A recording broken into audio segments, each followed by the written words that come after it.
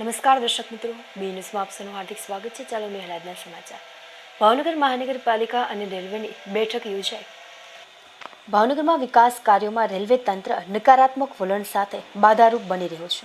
નગરજનોને વર્ષોથી ચાલવાનો હક ભોગવતા રસ્તાઓ બંધ કરી રેલવે તંત્રએ વિવાદ નોતર્યો છે. તેમજ તાજેતરમાં મહાનગરપાલિકાના અધિકારી અને કર્મચારીઓ સાથે રેલવે પોલીસને ભીડવી રેલવે તંત્રએ પોતાનો મિજાજ દેખાડવાનો પ્રયાસ કર્યો હતો. જોકે આ સામે મહાનગરપાલિકાના કમિશનરે પણ મિજાજ દેખાડી રેલવે કોલોનીના પાણીના કનેક્શન અને રસ્તા બંધ કરતા રેલ સત્તાવાળાની શાન આખરે ઠેકાણે આવી હતી. આ ઉપરાંત રેલવેના રસ્તામાંથી વાહનો ચાલવા દેવા, ટેક્સની વસૂલાત સહિતની બાબતો અંગે ઘણા લાંબા સમયથી બંને તંત્ર વચ્ચે મનદુખ અને વિવાદ ચાલી રહ્યો છે. આખરે કલેક્ટરની મધ્યસ્થી બાદ રેલવેના ડીઆરએમ મહાનગરપાલિકાની કચેરી ખાતે મેયરની અધ્યક્ષતામાં કલેક્ટર અને કમિશનર સાથે બેઠક કરવા માટે પહોંચ્યા હતા. આ બેઠકમાં વિચાર વિમર્શ અને ચર્ચાઓ બાદ વિવાદોનો હલ નીકળશે તેવો આશાવાદ જાગ્યો હતો.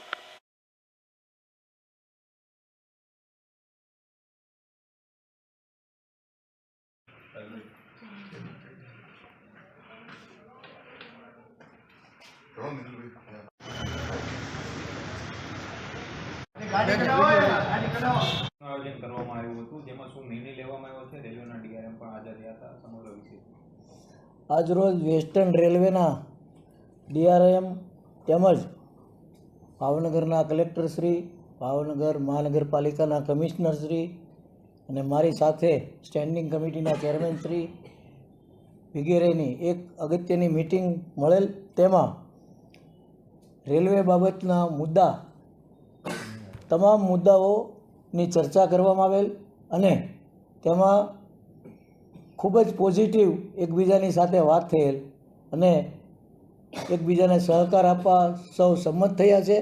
અને થોડાક દિવસમાં જે રસ્તાની ફરિયાદ છે, કલેક્શનની ફરિયાદ છે, તેનો નિકાલ થઈ જશે.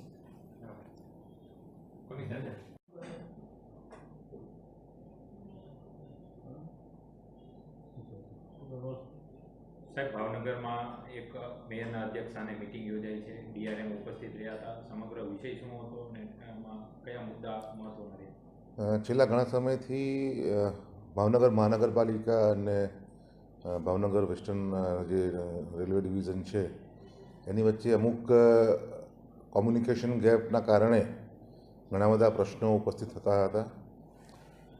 સૌથી મહત્ત્વનો આમાં ટેક્સનો મુદ્દો હતો કે જે ભાવનગર મહાનગરપાલિકાએ રેલવે પ્રિમાઇસીસમાં આવેલ જેમની મિલકતો છે તેનો જે ટેક્સ આપવાનો હોય અને નામદાર સુપ્રીમ કોર્ટના ચુકાદા મુજબ 50% યુઝર ચાર્જ આપવાનો હોય તે બાબત મુખ્ય હતી. આ ઉપરાંત જે રસ્તાઓ એમના દ્વારા બંધ કરવામાં આવ્યા છે તે રસ્તાઓ બાબતે પણ ચર્ચા કરવામાં આવી હતી ને તેની પણ એક સંમતિ એવી સધાઈ છે કે ભાઈ અઠવાડિયામાં આપણે એનું સર્વે કરીને કંઈ એનો વૈકલ્પિક માર્ગ કાઢવામાં આવશે.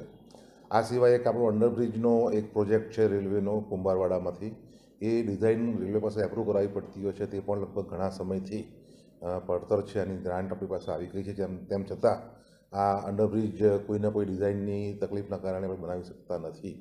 તો એ બાબતે પણ ચર્ચા કરવામાં આવી અને આ ઉપરાંત અન્ય સામાન્ય મુદ્દાઓની પણ ચર્ચા કરવામાં આવી અને એકંદરે ખૂબ જ સૌજન્યપૂર્ણ વાતાવરણમાં બંને પક્ષે તમામ રીતે એકબીજાને સહકાર આપવા માટે સંમતિ થઈને મિટિંગને આપણે પૂરી કરી લીધી. આપણે આપણું જો એકચ્યુઅલ જે આપણું જે ટેક્સેશન પદ્ધતિ છે પ્રમાણે ગણીએ તો લગભગ 35 કરોડ જેવો ટેક્સ આપણો થાય અને જો 50% આપણે ગણીએ એમઓયુ પ્રમાણે તો લગભગ 17.5 કરોડ જેવો ટેક્સ થાય.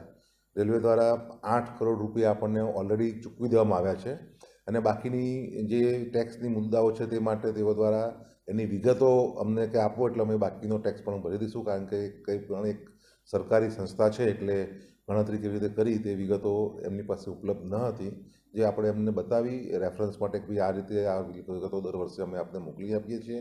એ ઉપરાંત ટેક્સ બિલની પાછળ પણ આ બાબતોનો ઉલ્લેખ કરેલો હોય છે અને ઓનલાઈન પોર્ટલ ઉપર પણ તમે એસએસસી કી નાખો તો એસેસમેન્ટ થઈ શકે છે. તે બાબતથી પણ એમને અવગત કરાય છે, એ બાબતથી તેઓ જાણકાર ન હતા. એટલે હવે પછી જે ટેક્સની બાકી વિગતો છે કે આ ટેક્સ આટલી રકમ કેવી રીતે થઈ તો તેની વિગતો પણ અમારા ટેક્સ ડિપાર્ટમેન્ટ દ્વારા પૂરી પાડવામાં આવશે અને ત્યારબાદ બાકીનો જે વેરો છે તેઓ ભરપાઈ કરવા સંમત થયેલ છે. મહાનગરપાલિકા આકરા પગલાં લીધા, નળ કનેક્શન કાપી લીધું. બિલકુલ સાચી વાત છે. આપણે જે તે વખતે જ્યારે એ લોકો MOU કરવાનું હતું એના માટે આપણા અથાગ પ્રયત્નો પછી પણ જ્યારે એ લોકો આ ટેક્સ માટે આગળ નહોતા આવતા તો અમારે ના છૂટકે આ કાર્યવાહી કરવી પડી હતી અને ત્યારબાદ જ આ ટેક્સ બાબતની વિવાગત જે છે તે અત્યારે ખૂબ જ પોઝિટિવ રીતે આગળ ચાલી રહી છે. હવે રેલવે વિભાગની મનમાની નહીં મહાનગરપાલિકાની કે કદાચ આ સુપરવાઇઝર નહીં આવે તો શું પગલાં લે? અત્યારે અમારી સાથે એવી નક્કી થયું છે ચર્ચામાં. માનનીય મેયરશ્રી પણ હાજર હતા, માનનીય કલેક્ટર સાહેબ પણ હાજર હતા, માનનીય સ્ટેન્ડિંગ કમિટી ચેરમેનશ્રી પણ હાજર હતા. તો કોઈપણ કાર્ય જે રેલવેને અથવા તો ભાવનગરની આમ જનતાને લાગે વળગે છે તો એ કોઈપણ એક્શન લેતા પહેલાં એકબીજા સાથે સંપર્ક કરવામાં આવશે અને આ કામગીરી કરવામાં આવી રહી છે તેવી એકબીજા પ્રત્યે જાણકારીની આપલે કરવામાં આવશે, જેથી કરીને ઉદાહરણ તરીકે મહાનગરપાલિકા વિસ્તાર હોય તો લોકો અમારી પાસે આવતા હોય તો અમને ખબર જ ના હોય કે રેલવે શું કરવા માગે છે. તો આ જાણકારી અમારી પાસે અગાઉથી હોય તો અમે લોકોને યોગ્ય જવાબ આપી શકીએ.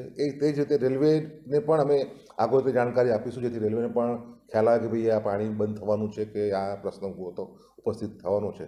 આમ અરસપરસ જે કોમ્યુનિકેશન જે છે તે વધારે સારું સુદૃઢ કરીને લોકોની ઓવરઓલ બંને ડિપાર્ટમેન્ટ છે, સરકારી ડિપાર્ટમેન્ટ છે, લોકોની સુખાકારી માટે કામ કરે છે તો લોકોની સુખાકારી જળવાય તે બંનેનો અલ્ટિમેટ ઓબ્જેક્ટિવ રહેશે.